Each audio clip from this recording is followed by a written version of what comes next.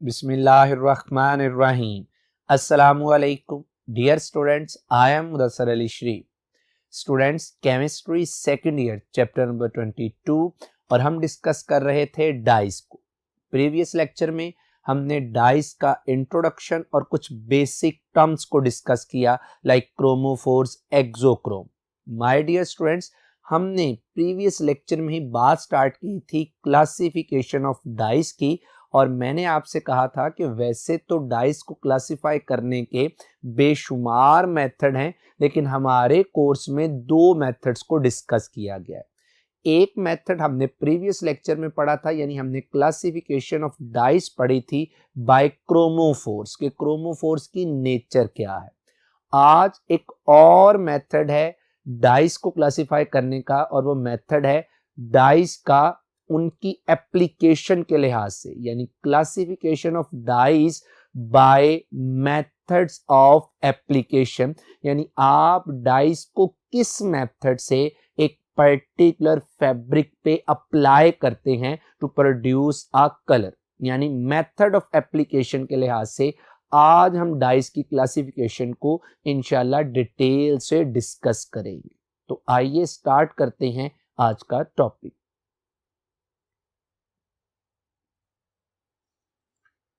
Ji my dear student, classification of dyes by methods of application, किस तरह से आपने अप्लाई कर दिया, किसके ऊपर, फैब्रिक के ऊपर, वो क्या प्रोसीजर है। माय डियर स्टूडेंट्स, मैं आपके सामने ना, पहले मैं मजीद को अपने टॉपिक की बात करूं, मैं आपको बता देना चाहता हूं कि जब डाई आप किसी फैब्रिक, कॉटन, सिल्क, वूल पे अप्लाई करते हैं तो डाई उस फैब्रिक के साथ इंटरेक्ट होती है, जुड़ती है, बाइंड होती है थ्रू 4 इंटरेक्शंस। ये 4 इंटरेक्शंस हैं हमारे पास।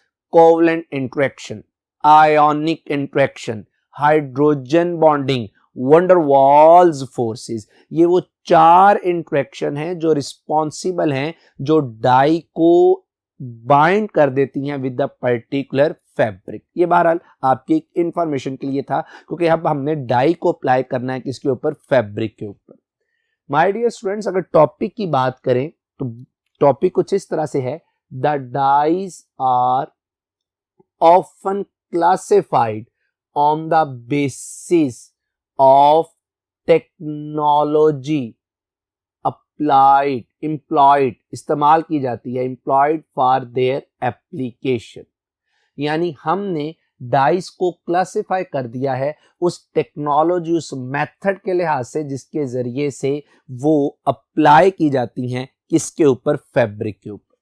इस क्लासिफिकेशन के लिहाज से हमने डाइस को 5 टाइप्स में, 5 क्लासेस में डिवाइड किया है। आइए जरा उन क्लासेस को वन बाय वन हम जरा डिटेल से डिस्कस करते हैं। माय डियर स्टूडेंट्स, इसमें सबसे पहली जो टाइप है दैट इज डायरेक्ट डाइस, यानी ऐसी डाइस जो कि डायरेक्ट आपके फैब्रिक पे क्या हो जाएंगी, अप्लाई हो जाएंगी। आपको किसी दूसरे मटेरियल, रीजेंट की जरूरत नहीं कि वो डाई को फिक्स करे किसके ऊपर, आपके फैब्रिक के ऊपर। यानी सिंपल, क्योंकि आपने डाई का सोल्यूशन लेना है तो आप अपने पर्टिकुलर फैब्रिक जिसको आपने डाई करना है, कलर देना है, आप उसको डाई सोल्यूशन में डिप कर देंगे, और डिप करने के बाद वो कलर उसके ऊपर क्या हो जाएगा, उस डाई जो उसके साथ क्या हो जाएगी, बाइंड। यानी किसी और हेल्पिंग रीजेंट की आपको जरूरत नहीं। वो रीजेंट वैसे कौन से हो सकते हैं वो भी इंशाल्लाह हम इस लेक्चर में डिटेल से देखेंगे।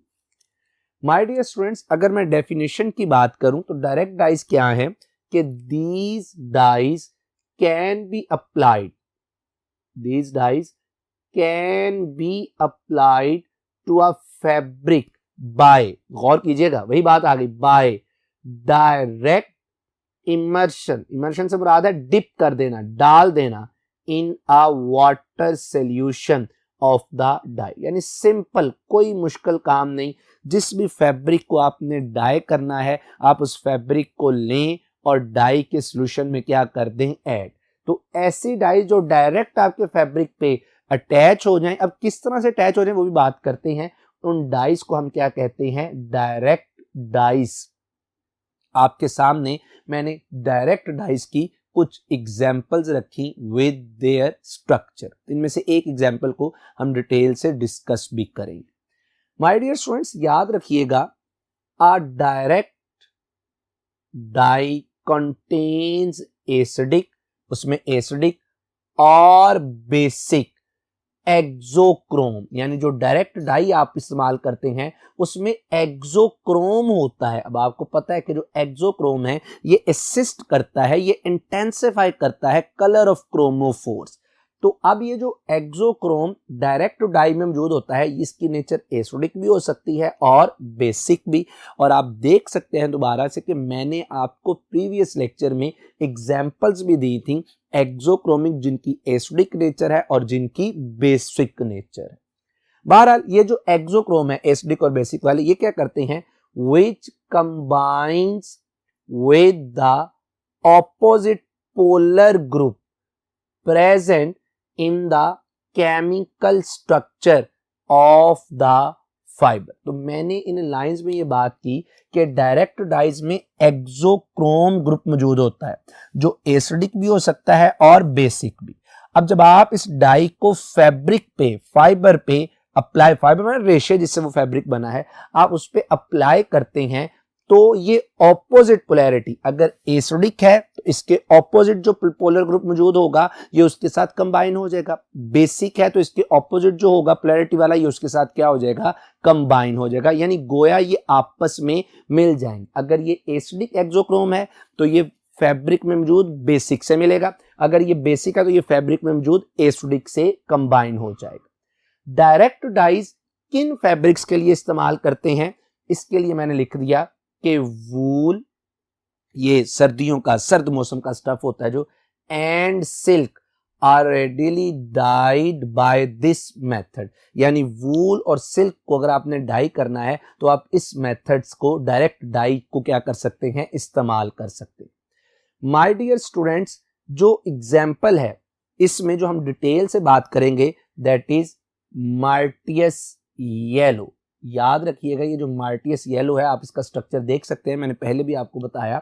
ये जो मार्टियस येलो है इसमें मौजूद होता है क्या, acidic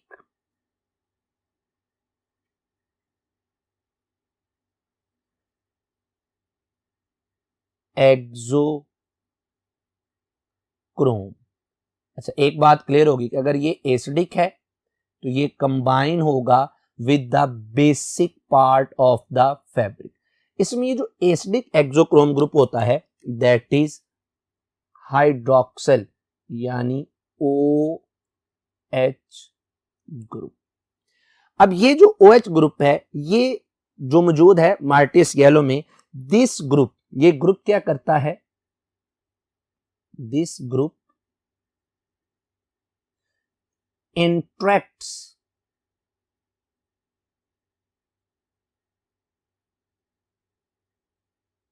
with basic group। For example वो बेसिक ग्रुप कौन सा है, दैट इज अमाइनो, NH2। और ये अमाइनो ग्रुप कहां पे मौजूद है, आपके फैब्रिक में, यानी ऑफ वूल एंड सिल्क। तो देखे ना, ऑपोजिट पोलैरिटी वाली बात आ गई जो मैंने पहले आपसे बात की थी इन लाइंस में, कि आपके मार्टियस येलो में एसिडिक OH ग्रुप मौजूद है। जब आप इसको वूल या सिल्क जो फैब्रिक है उस पर अप्लाई करते हैं तो ये एसिडिक उसके बेसिक ग्रुप के साथ क्या हो जाता है, अटैच। किस तरह से, जरा आइए थोड़ा सा इसको देखते हैं।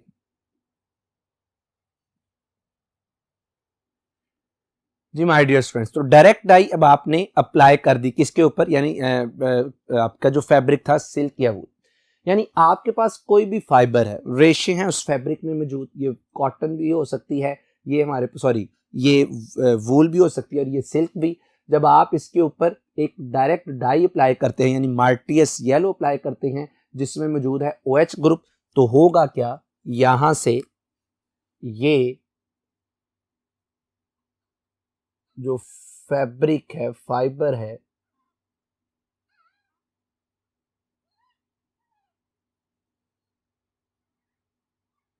ये अटैच हो जाएगा, फिक्स हो जाएगा डाई के साथ कुछ इस तरह से, और यानी ये वाला जो एच है ये इसके साथ जाके कंबाइन हो गया और इधर हमारे पास क्या आ जाएगी, ये डाई। इस तरह से हम कहते हैं कि वो जो सिल्क या वूल है उसको क्या होगा, एक पर्टिकुलर कलर असाइन होगी। माय डियर स्टूडेंट, जो सेकंड टेक्निक है दैट इज वेट डाइज। ये जो वेट डाइज है ना, ये वेट बेसिकली एक बकेट है, वुडन बकेट है। इसको ये नाम हिस्टोरिकली दिया गया था क्योंकि स्टार्ट में जो डाइंग का प्रोसेस था ये एक वुडन बकेट में किया जाता था, जिसकी वजह से हमने इसका नाम क्या रख दिया, वेट डाइज। अब ये डाइज क्या है जरा देखिएगा, these dyes are insoluble in water, यानी ये वाटर क्या है, इनसॉलेबल। इसका मतलब है कि ये डाइंग प्रोसेस में हमारे लिए प्रॉब्लम क्रिएट करेंगे। फिर हमने इसका हल क्या किया, चूंकि ये इनसॉलेबल है, बट ऑन रिडक्शन, जब आप इसको रिड्यूस कर देते हैं किसके साथ, with sodium hydrosulphide. Sodium hydrosulphide as a formula NaHS in a vat. ये आपको मैंने पहले बताया कि क्या है, वुडन एक बॉक्स होता है, form a colourless soluble compound which has great affinity, affinity माने attraction, मोहब्बत, affinity for cotton and other cellulose fibers, यानी जो सेलुलोज से आप फैब्रिक्स तैयार करते हैं। मैंने इन लाइन्स में ये कोशिश की आपको बताने की कि जो वेट डाइज है these are insoluble in water. तो इसका मतलब है ये डायरेक्ट हमारे फैब्रिक पे फिक्स नहीं हो सकती। हम क्या करते हैं, इन डाइज को रिड्यूस कर लेते हैं, किसके जरिए से, सोडियम हाइड्रोसल्फाइड। जो रिड्यूस होने के बाद डाई की शेप, जो रिड्यूस होने के बाद डाइस की स्ट्रक्चर बनता है, वो स्ट्रक्चर ऐसा है कि that is soluble in water, या वो स्ट्रक्चर ऐसा है कि जिसकी अफिनिटी है, जिसकी ये सलाहियत है कि वो आप अगर कॉटन या सेलुलोज के फैब्रिक्स पे अप्लाई करते हैं तो उसके साथ क्या हो जाता है, फिक्स। अब रिड्यूस करने का फायदा ये हुआ कि वो जो डाई थी वो हमारे फैब्रिक के साथ फिक्स हो गई, लेकिन नुकसान इसका सिर्फ ये हुआ कि जब रिड्यूस होके वो फिक्स हो गई, उसकी अफिनिटी तो कॉटन के लिए बढ़ गई, लेकिन वो डाई खुद क्या हो गई, कलरलेस हो गई। अब इस कलरलेस का क्या करें जी, हम इसकी दोबारा से फिक्स होने के बाद हम इसकी दोबारा से क्या कर देंगे, ऑक्सीडेशन, और यहां से एक पर्टिकुलर कलर क्या हो जाएगा, प्रोड्यूस। कैसे, वो अभी मैं इंशाल्लाह भी डिस्कस करता हूं, लेकिन थोड़ा सा आगे देखिएगा। The cloth is soaked, soak का मतलब होता है भिगोना, in the solution of a reduced dye, यानी वो जो आपने वेट डाई ली, आपने उसको रिड्यूस किया सोडियम हाइड्रोसल्फाइड के साथ, यानी उसका रिड्यूस्ड सॉल्यूशन बन गया। अब आपने उसमें अपना वो क्लॉथ, वो कॉटन, वो सेलुलोज फाइबर, इसको आपने डाई करना, आप उसके अंदर क्या करेंगे, उसको भिगो देंगे। भिगोने के बाद डेफिनेटली आप उसको बाहर निकालेंगे जब, तो आप क्या करेंगे, देन हैंग इन एयर, फिर आप उसको एयर में क्या कर देंगे, लटका देंगे। Are treated with oxidants, basically वो आपके पास वो जो डाई है वो रिड्यूस्ड फॉर्म में आ गई, जो फैब्रिक के साथ अटैच हो गई। उसको एयर में लटकाने का मकसद ये है कि वहां पे वो जो फैब्रिक के साथ डाई अटैच हुई है उसकी दोबारा से क्या हो जाए, ऑक्सीडेशन, एक पर्टिकुलर कलर क्या हो जाए, प्रोड्यूस। इसके लिए आप सिंपल एयर में लटका दें, क्योंकि एयर में ऑक्सीजन मौजूद है विच काजेस द ऑक्सीडेशन, या आप इसके लिए कोई ऑक्सीडेंट, ऑक्सीडेंट होता है ऑक्सीडाइजिंग एजेंट भी क्या कर सकते हैं, इस्तेमाल। As a result the colourless compound is oxidized back to the insoluble dye which is now bound to the fabric, जो बाउंड हो जाएगी किसके साथ, फैब्रिक के साथ। तो मैं अगर इन बातों को पहले थोड़ा सा रिपीट कर दूं, देन आपको रिएक्शन के जरिए से बता दूं, तो मैंने कहा कि वेट डाइज ऐसी हैं जो कि वाटर इनसॉलेबल है। हम क्या करते हैं, वेट डाइज को रिड्यूस कर लेते हैं सोडियम हाइड्रोसल्फाइड के साथ, तो वो रिड्यूस्ड फॉर्म में आ जाती है। अब वो जो रिड्यूस्ड फॉर्म में डाई का सॉल्यूशन बना ना, हम उसके अंदर अपना पर्टिकुलर क्लॉथ को डिप करते हैं, सॉफ्ट करते हैं, वो जो सॉल्यूशन है उस डाई के साथ क्या हो जाता है, अटैच। अटैच करने के बाद हम उसको ऑक्सीडाइज कर देते हैं, तो जो डाई कलरलेस हुई थी रिड्यूस फॉर्म में, वो दोबारा ओरिजिनल फॉर्म में आ जाएगी और एक पर्टिकुलर कलर देगी। मैं आपको इसकी मिसाल देता हूं इंडिगो से। इंडिगो अगर आप देखें तो इंडिगो का कलर है blue, but this is water insoluble. मैं इसको रिड्यूस कर देता हूं विद सोडियम हाइड्रोसल्फाइड के साथ, तो ये कन्वर्ट हो जाती है इंडिगो कलरलेस में। अब ये कलरलेस सॉल्यूशन बन जाता है। मैं इसके अंदर अपना फैब्रिक डिप करूंगा, वो फैब्रिक इसके साथ अटैच होगा। अब वो जो इंडिगो कलरलेस अटैच हो गई, मैं इसकी दोबारा से ऑक्सीडेशन करूंगा, पहले रिडक्शन की अब ऑक्सीडेशन करूंगा बाय यूजिंग ऑक्सीजन O2 या अदर ऑक्सीडाइजिंग एजेंट, तो ये कन्वर्ट हो जाएगी दोबारा इंडिगो ब्लू में, यानी एक पर्टिकुलर कलर को क्या कर देगी, असाइन कर देगी। माय डियर स्टूडेंट्स, थर्ड जो टाइप है जरा वो गौर कीजिएगा, दैट इज मॉर्डेंट डाई। सबसे पहले देखते हैं कि मॉर्डेंट डाई है क्या, मॉर्डेंट वर्ड लफ्ज क्या है। याद रखिएगा, मॉर्डेंट एक ऐसी सब्सटेंस है, एक ऐसी स्पीशी है जो कि डाइस के साथ अटैच होती है और फिर इसको फिक्स कर देती है टू द फैब्रिक। यानी ये ऐसी डाइज हैं जो डायरेक्ट फैब्रिक के साथ फिक्स नहीं होती, बल्कि आप उन डाइज को फैब्रिक के साथ फिक्स करते हैं through a substance called mordant. अब जरा देखिएगा कि this class of dyes have no natural affinity for the fabric and are applied with the help of mordants. मैंने कहा मॉर्डेंट्स एक ऐसी स्पीशी है जो कि डाई को फिक्स कर देती है किसके ऊपर, फैब्रिक। यानी अगर आप अकेले मॉर्डेंट डाई लेते हैं तो ये फैब्रिक के साथ फिक्स नहीं होगी, लेकिन अगर आप उसके अंदर डाल देते हैं मॉर्डेंट तो इसका मतलब है कि वो मॉर्डेंट उस डाई को फिक्स कर देगी। अब ये मॉर्डेंट मैंने जैसे पहले कहा केमिकल स्पीशीज हैं, लाइक ऑक्साइड्स ऑफ एल्यूमिनियम और क्रोमियम। ये ऑक्साइड्स ऑफ एल्यूमिनियम भी हो सकते हैं और क्रोमियम भी हो सकते हैं। अब my dear students, a fibre such as cotton, यानी अगर आपने कॉटन पे मॉर्डेंट डाइज करनी है, इज ट्रीटेड विद मॉर्डेंट। वो मॉर्डेंट मैंने पहले कहा कि ऑक्साइड्स ऑफ एल्यूमिनियम या क्रोमियम हो सकते हैं। तो बहरहाल फाइबर को आपने ट्रीट करवाना है सबसे पहले किसके साथ, मॉर्डेंट के साथ, और फिर क्या करना है जरा देखते हैं।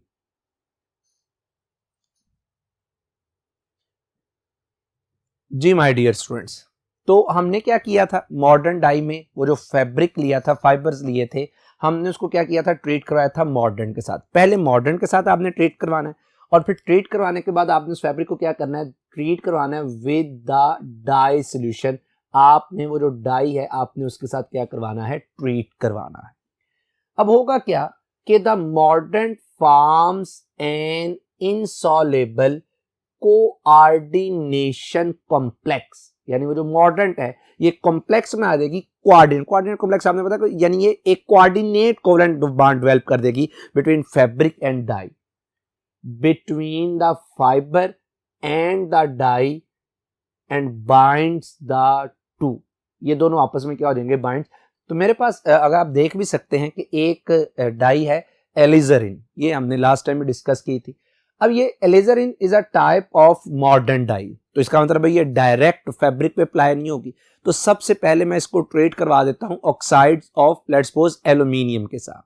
अब ये जब ट्रीट हो जाएगी तो यहां पे ये जो मॉर्डेंट है ये डाई के साथ क्या हो गया, अटैच। अब ये जो मॉर्डेंट है यानी ऑक्साइड ऑफ एल्यूमिनियम है, ये कॉम्प्लेक्स कंपाउंड जनरेट करवा देगा डाई का किसके साथ, विद द फैब्रिक। और इसका मतलब जब इसमें complex compound coordinate covalent bond interaction बन जाएगी तो इसका मतलब है कि डाई अपने कलर दे देगी किसको, उस फैब्रिक को। अब होगा क्या जी, नेक्स्ट इसी में जरा देखिएगा, द इनसॉल्युबल कॉम्प्लेक्स कंपाउंड। इसका मतलब है अगर मॉर्डेंट ना होता तो फिर ये इनसॉल्युबल ही रहना था, ये फिक्स ही नहीं था होना। Appears in the form of lakes. Lake से मुराद माय डियर स्टूडेंट्स यहां पे आपने पिगमेंट यानी यहां पे आपने एक कॉम्प्लेक्स कंपाउंड देना है जो फैब्रिक को एक पर्टिकुलर कलर देता है, जैसा कि आपकी ये सामने है structure. That are fast, fast का मतलब है कि ये रेजिस्ट करते हैं, ये चेंज नहीं होते टू लाइट एंड वॉशिंग। यानी अल्ट्रावायलेट लाइट, सनलाइट गिरती है, यहाँ पे उसको सोप डिटर्जेंट से धोते हैं तो उनका कलर चेंज फेड नहीं होता। The mordant dyeing is the most suitable for, ये ज्यादा सूटेबल है भला किन के लिए, फॉर कॉटन और ऐसे फैब्रिक्स जिनमें क्या मौजूद है, नायलॉन मौजूद होती है, या नायलॉन की और प्रोडक्ट्स की डाइंग के लिए भी इसे क्या करते हैं, इस्तेमाल। एग्जाम्पल मैं आपसे पहले भी डिस्कस कर चुका कि क्या है, alizarin is an example of modern dye. Alizarin का स्ट्रक्चर भी आपके सामने है, और जब ये मॉडर्न के साथ मिलती है और फिर फैब्रिक के साथ जुड़ जाती है तो उसका स्ट्रक्चर भी आपके सामने। My dear students, fourth type है एजोइक डाइज, और याद रखिएगा कि ये जो एजोइक डाइज हैं, these are also called ingrain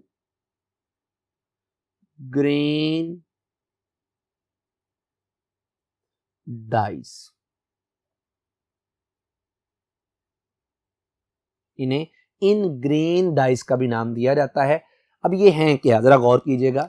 in this method of dyeing, यानी डाइंग एक मेथड है जिसमें आप कलर फिक्स करते हैं, डाई को फिक्स करते हैं फैब्रिक पर। द वाटर इनसॉलेबल एजो, याद रखना जब एजो आ जाए ना तो इसका मतलब आपने लास्ट टाइम भी पढ़ा था कि ये रिलेटेड होगा किसके साथ, नाइट्रोजन के साथ। Azo dye is produced in the fabric itself. ये बात जरा समझने वाली।